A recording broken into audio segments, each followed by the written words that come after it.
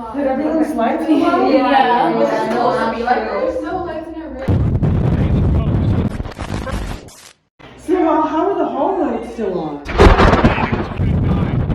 Why are all the doors closed?